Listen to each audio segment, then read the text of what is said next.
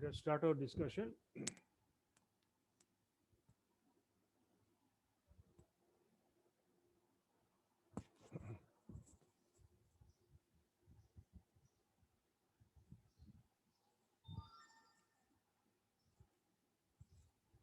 Let us start our discussion on the strain analysis, which we have discussed in Saturday, and let us continue from there. Okay, well, I am audible to everybody. Hello. Yes, sir. Okay, sir. Yes, sir.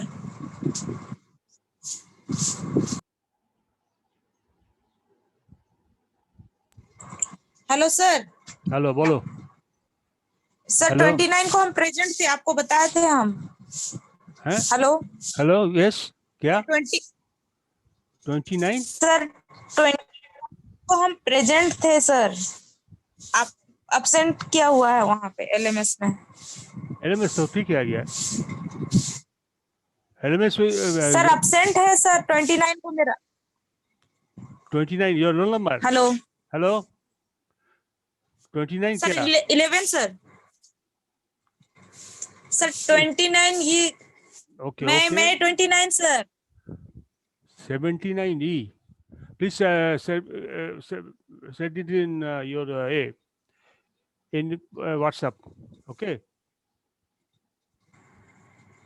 Let me start then. Okay sir. Send it in WhatsApp. I will see your matter.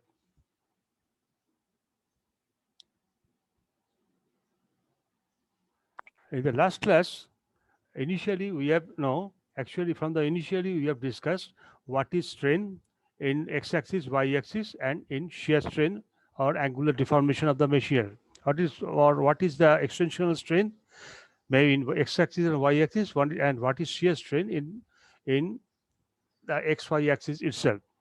Next, we went through the displacement of a point from one position, say P, to the position P dash in a rectangular Cartesian coordinate system XYZ, and how we'll calculate the displacement when this point P is a particular point in a matter of irregular shape, which is under deformation. At this point P shifted to a position P dash. Next, what will be the position or what will be the coordinate of P dash we have discussed. Next, we thought there is where the body has a point P at a position, in a certain position. Is a point P is considered, and another point Q, which is infinitesimally close to P, but not at coincides with P, we have taken into account. Then we have discussed how we will get what will be the position, I mean the orientation or position in terms of the Cartesian coordinate of the angle PQ, which is shifted to a new position P dash Q dash, where both the ordinates of P dash and Q dash is although changed, but infinitesimally small change, but change is all there. So you have to find what are the equation suggesting the change in the coordinates PQ. Next, from the change of position of the point, we discussed what will be the change in length of a particular line element, which is of initial length delta s and initial length s, and after deformation it will take the form of delta s itself. From the discussion we have discussed, we have find out an equation of elongation along x-x direction, y-y direction, and z-z direction. Means the tensile stress, I mean elongation in longitudinal axis, and y-axis along y-axis, and y along z-axis. And next, we gone through the elongation along xy, which is nothing but a shear strain along the plane x and y, along the plane y and z, and along the plane z and x. These are the three shear strain, and these are the three longitudinal strain. And but we have got a big radius equation which is coming from solving this equation and putting the respective parameters, and such a big equation is extremely difficult to remember, and it is not required also. Now we'll discuss how we can eliminate the unnecessary factors itself. 7, 8, 15.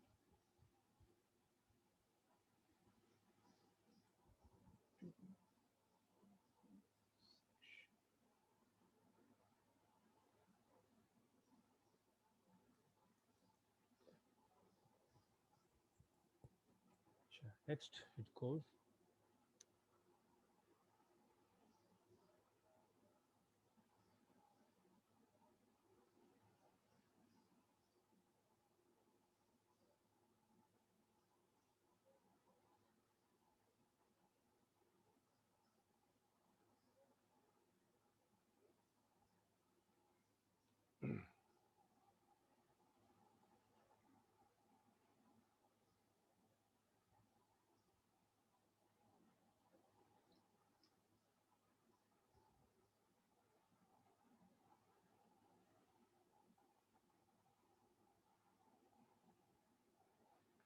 Okay.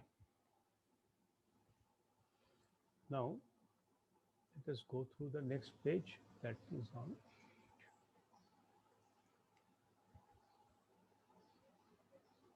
Here we have got the length of the external elements, length, rate of change in length of the external of the straight line, which is of length delta s. And we have discussed a few important points like the direction cosines are where nx, ny, and nz is given as direction cosine, and its value is given as delta x by delta x by delta s, delta ny is delta y by delta s, and nz delta z by delta z. And we place this value of replace delta x and delta y and delta z in the equation with this value nx and x into delta x, ny into delta s, and ny into delta x.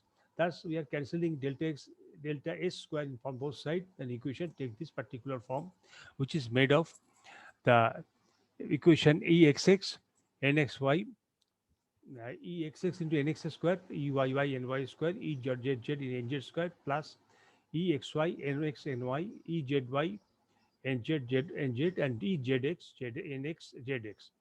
But here still we don't know the values of ex, exx, ey, ez, etc. because it is extremely big functions.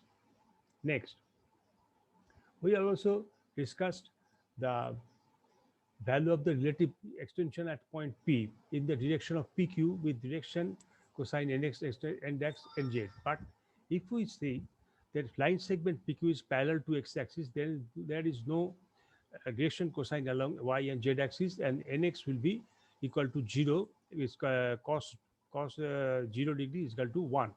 So this equation will take this form ex and plus 1 plus half ex into exx, or ex is equal to 1 into 2, 1 plus 2 ex to the square root to the square 2 to the power half minus 1. Relatively, we can have the same equation to find elongation along ey and ez when it is exactly parallel to the y-axis or z-axis respectively. Okay. After this, let us go through how we can eliminate or simplify the term ex, e double x, e double y, e double z, exx, ey, yz, etc. Now let us go to that point itself. The change in length of a linear elements of a linear cross section, linear element and linear components. Equation which I have shown in the last page has a has such contents, say linear quantities like delta x, delta ux, delta ux by delta tx, delta uy and delta dy, and delta ux and delta y, etc. As well as the rectangular coordinates, I mean square nonlinear terms like dux by dy whole square, dux by dx whole square, etc. The ux and dux to dy multiplied by dux into dy, dux into dx multiplied by dux into dy. These are all extremely small quantities. So we can replace them like this.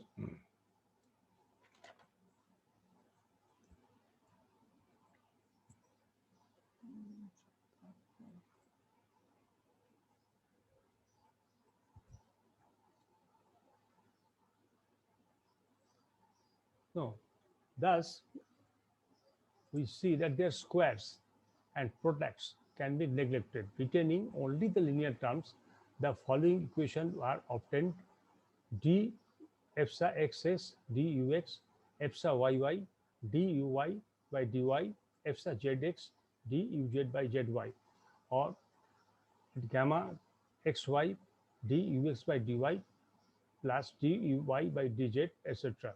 I am showing again.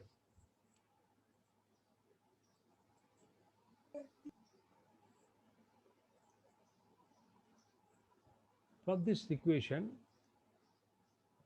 where ex is dux by dx plus half all this dux's dux by dx whole square, dy whole square, and this duz by dz whole square.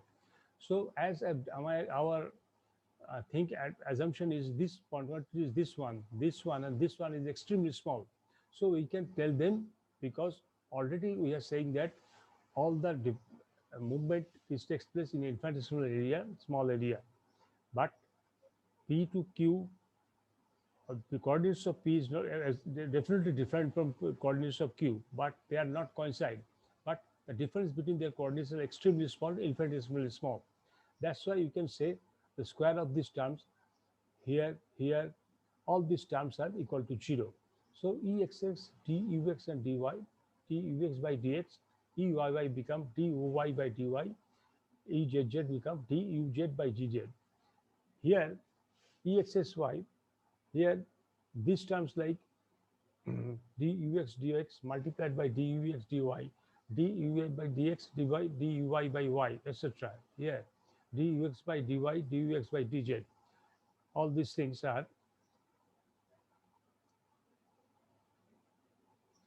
so all these terms from here to end, they are also extremely small, can be neglected. Here to up to here, all these terms are infinitesimally small terms are multiplying each other, so they are extremely small, so they can be ignored. So these terms in x, the exi, axy is also ignored. So exy becomes dux plus dy, delta duy by dx, eyz duy by dz, duz by dy, and exz dux by dx, duyz by dx, and other terms are all ignored.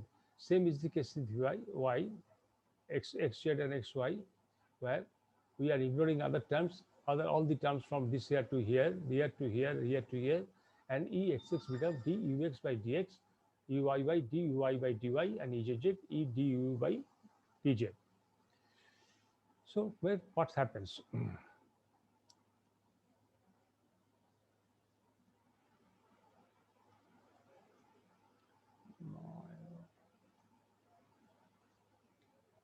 So all these three equations, all these six equations, Exs takes this form, Eyy takes this form, and Exz takes this particular form. Ezz, maybe gamma xy is becomes takes this situation, gamma yz takes this situation, and gamma zy xz is takes this form. So our equation, we have already got an equation here. We have came here, then EPQ or f sub PQ, which is equal to f sub PQ, is Exx nx square and y square, Ey nz square, Ezz nz square, and Exy nx y.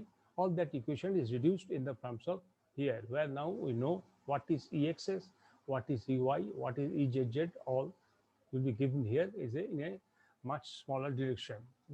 So we have to need, for that we have to need the uh, direction vectors, I mean displacement vectors from x to p and p to p dash, which is applicable to the all points within the same coordinate system of a particular uh, irregular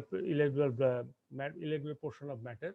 So if we know this thing, if we know the value of nx square, the value of nx square, ny square, nz square, as well as ux, uy, and uz, you can safely calculate what will be the change in length, what will be the final length of the particular angle PQ. Now, so it is that is written here, the strain at point P in the direction PQ with direction cosine nx, ny, nz when nx is equal to 1.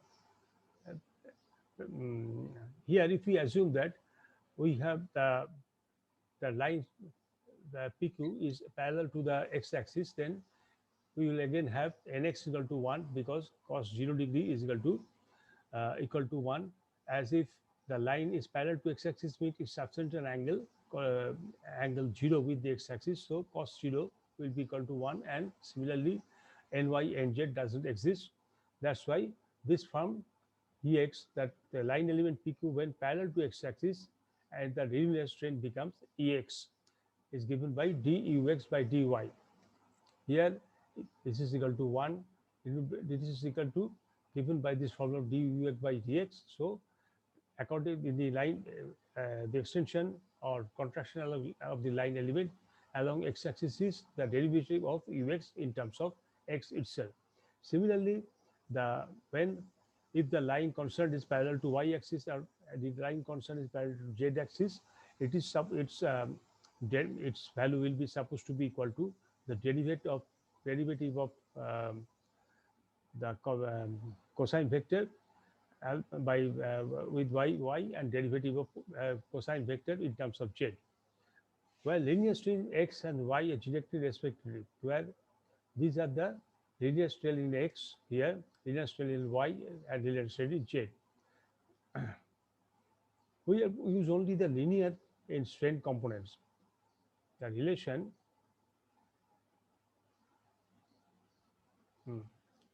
now rectangular strain what we have in the rectangular strain component is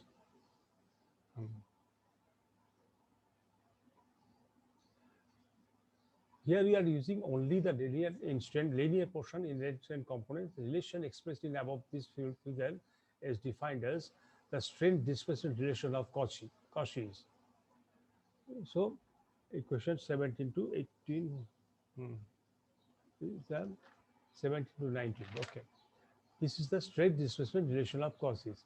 Now, rectangular strain components. Rectangular strain component means linear strain components are all there, but there are strain components which are along which is along x-axis, along y-axis, y along z-axis. But there are strain components which is along xy axis, yz axis, and z axis, which means which are defined as the shear strain. So here we are defining the shear strain gamma xy, gamma yz, and gamma zx represent the shear strain in xy, xyz, and xz plane. First, we have defined what is the normal strain along x-axis, y-axis, and z-axis. Now we are defining what is shear strain along xy axis, yz axis, and zx axis respectively. Now, along with the rectangular stress component, the shear stress component are differently called rectangular strain components at a point. These are linear strain components, and these are rectangular strain components. So, how to find out the strain at a point?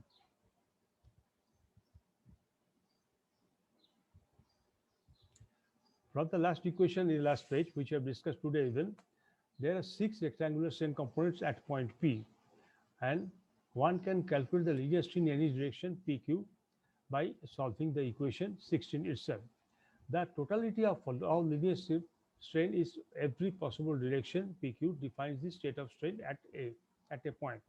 So summation of all linear strain means totality means summation of linear strain along every possible axis, say x-axis, y-axis, z-axis, is the state of linear strain at a point.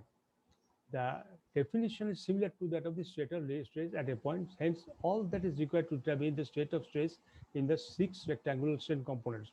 We have already discussed how to do the linear strain components. Now we are supposed to discuss what is the rectangular strain component itself.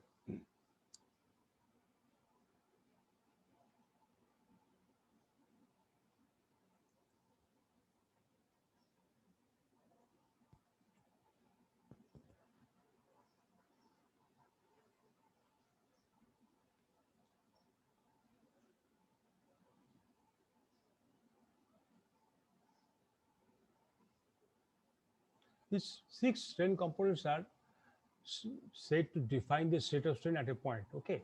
Now we can write it as in the form of a matrix epsa xx, epsa yy, epsa zz, the linear strain, and epsa x, gamma xy, gamma xz, gamma yz, gamma xy, and gamma xz, gamma yz, and gamma yz and epsa zz.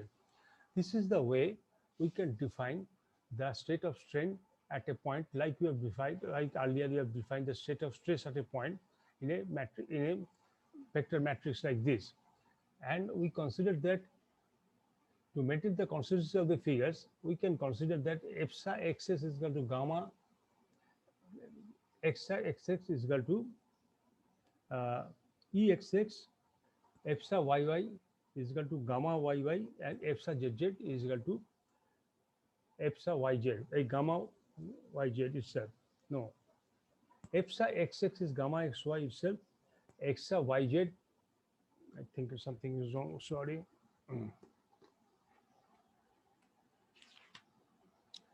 Change.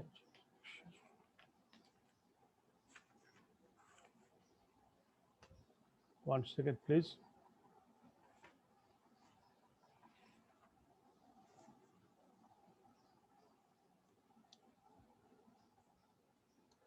This is epsa xy, this is already written. Epsa xy is equal to gamma xy, epsa yz is equal to gamma yz, and epsa zx is equal to gamma zx. So we are safely right here in these terms, gamma in terms of x, terms of epsa itself. Just to have the consistency of the equation, and as to keep understanding the matter a bit quickly. So,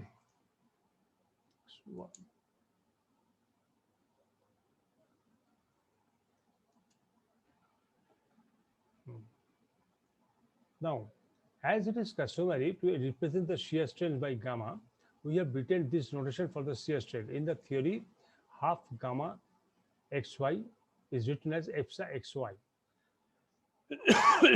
Theory of elasticity, we generally do know the stress, longitudinal or extensional stress along a particular direction is twice that of the,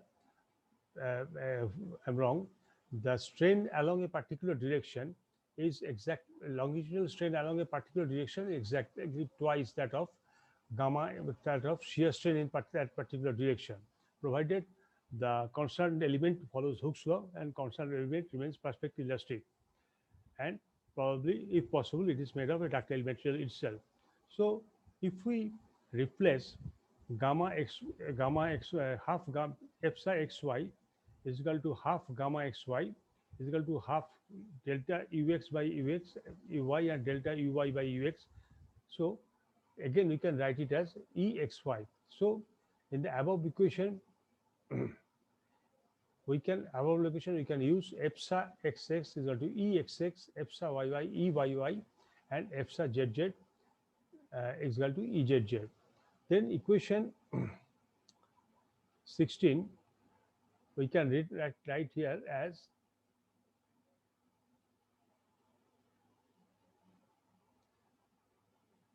then equation 16 we can write here as uh, sigma I and sigma z, Ej and nz and ni nz. So we are taking into account the extension, your extension or strain.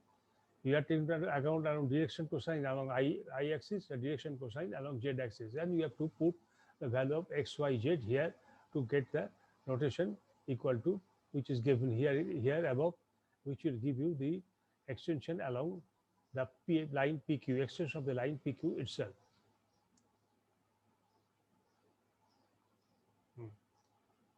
Now,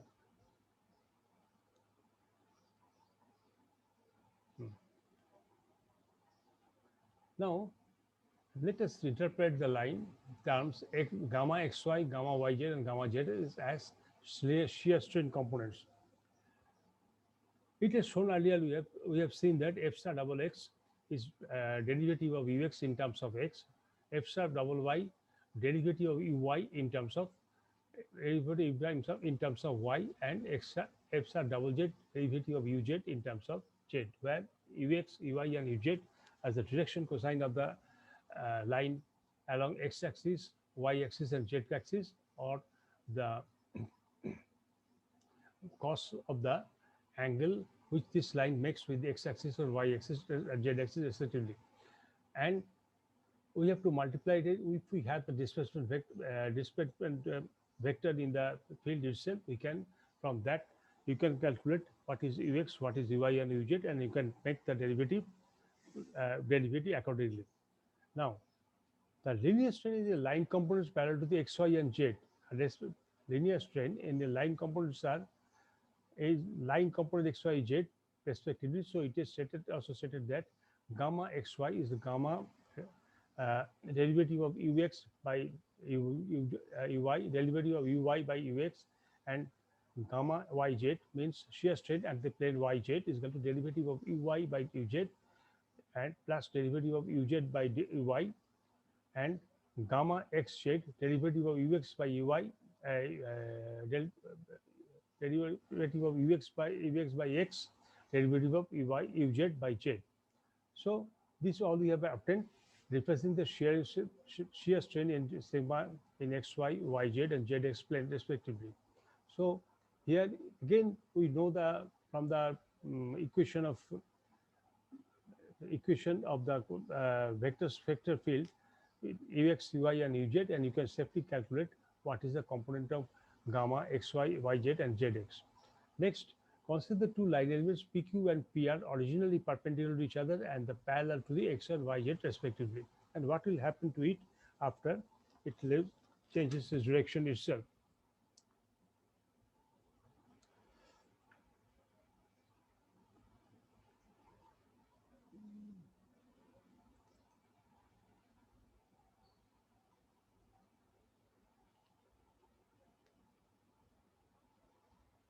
Hmm.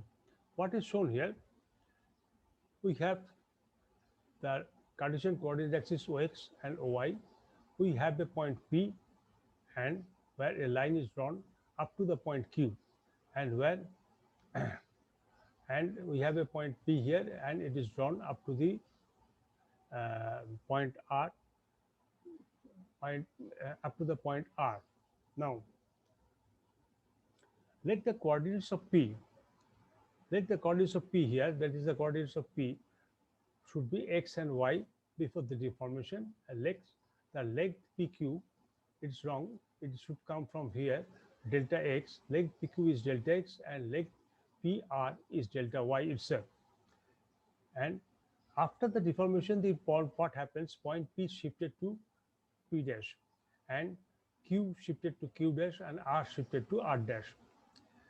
And the point, let ux, uy, and the displacement of the point P, so that the coordinates of P dash are x plus ux, y plus uy, y plus uy. So what is shown here? The displacement of P along the x-axis is equal to ux, and displacement of P along y-axis is uy. So coordinates of P dash will be x plus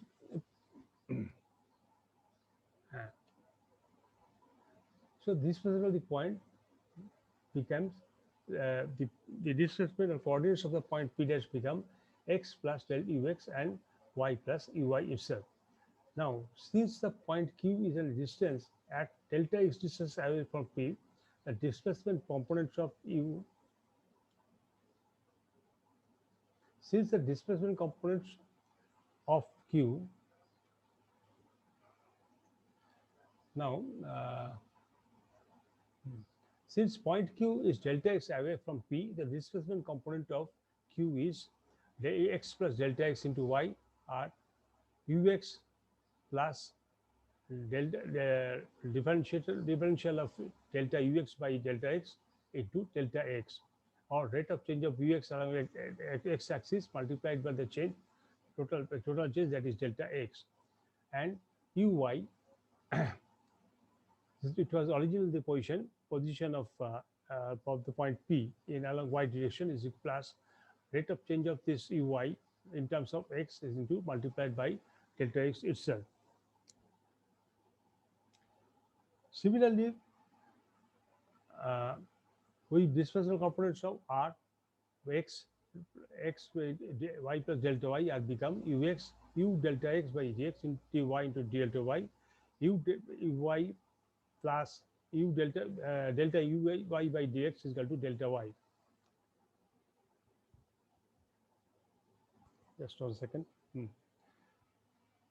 From the figure close above, it is seen that if theta 1, theta 2 are small, from here, if theta 1 and theta 2 are small, this is this angle subtended by the arc P dash Q dash with PQ, and the angle subtended by the line P dash R dash by R. And if the angle theta and theta 1 are very small, so the radian theta 1 is equal to tan theta 1, or the value of theta 1, tangent of theta 1 is equal to dux by dy dx, and delta theta t tan theta 2 dux by dy. What is, how it's come, theta 1 become, this is theta 1, so it is become ux uh, dux by dy tan theta 1, this one dux by dy, the rate of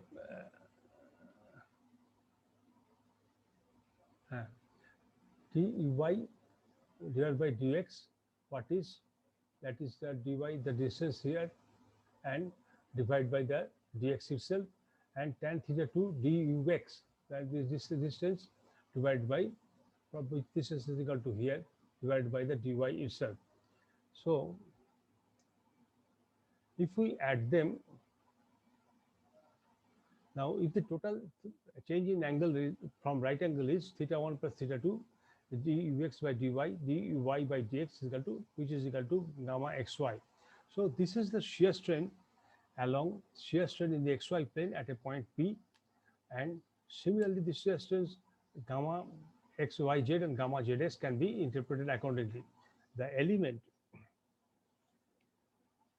EPQR undergoes a pure rigid body and rotation through a small angular displacement. Then from the figures B, then let us do that. I am showing you the figure B. It's 12.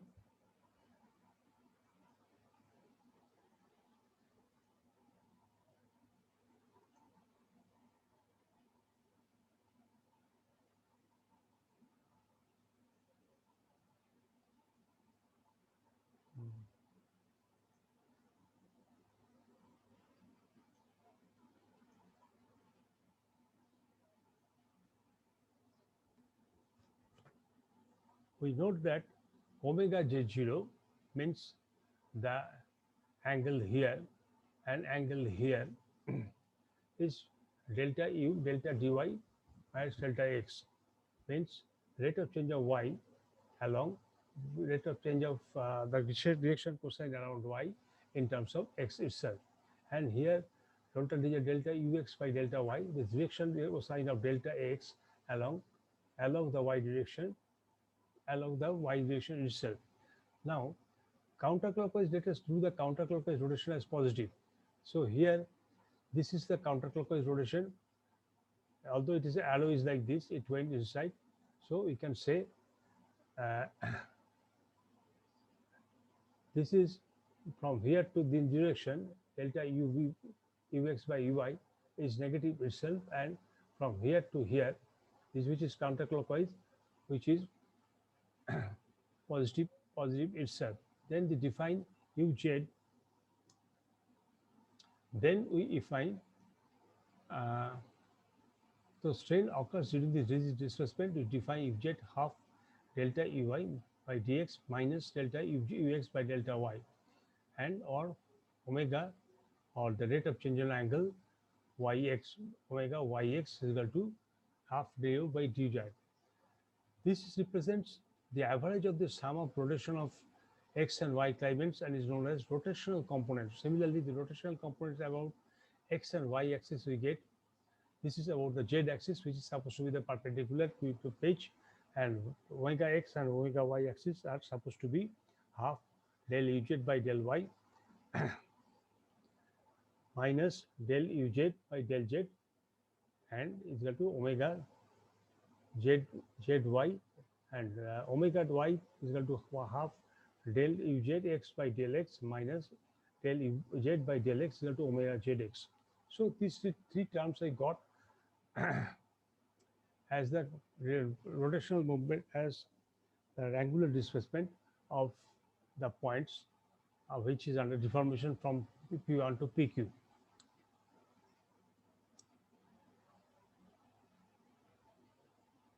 Now, let us consider the displacement grid which is given here, which is equal to y square I plus 3yz I plus 4x x square k multiplied by 10 to the power minus 2, where the rectangular strain component at the point P, why use the linear term. What are the rectangular strain component at the point P? Here, what is given is the displacement grid. We have got the x square, ux is equal to y square, uy is equal to 3zx, and uz is equal to 4 plus 6x square. All three of them are multiplied by 10 to the power minus 2 or 1 by 100.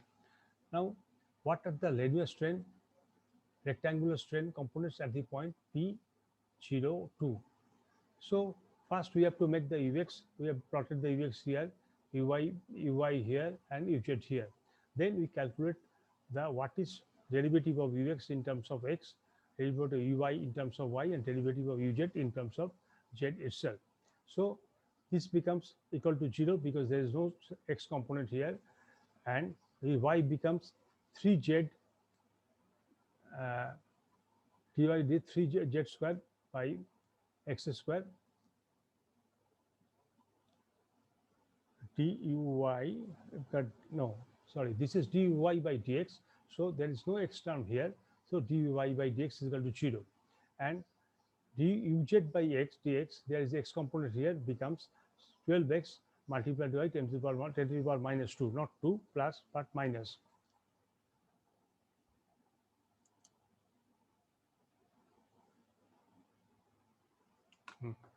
Similarly, ux by dy, here y term is there, so 2y into 10 to the power minus 2. Here dy by y, here is also one term, 3 into z 10 to the power minus 2, and dz as dx is equal to 0 because there is no one term here. Similarly, delta ux is equal to 0, delta ux by delta z is equal to 0, delta uz divided by delta z is equal to delta z, and delta is equal to 3y, where here is there is no z term, so this becomes equal to 0. Here is a z term, so it becomes 3y minus 10 to the power 2, and in uz there is no z term, so after derivation it will also become 0 itself. Just 1 second.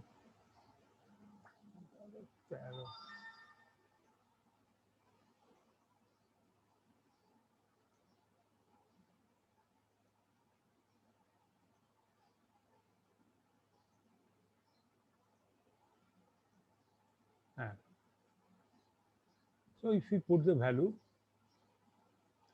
the linear strain at 1, 2, 0, if we at 1, 0, 2, if we put the value of x equal to 1, y equal to 1, y is equal to 0, z is equal to 0, this equation, uh, if x equal to 1, that ux will become 0, dux will become 0,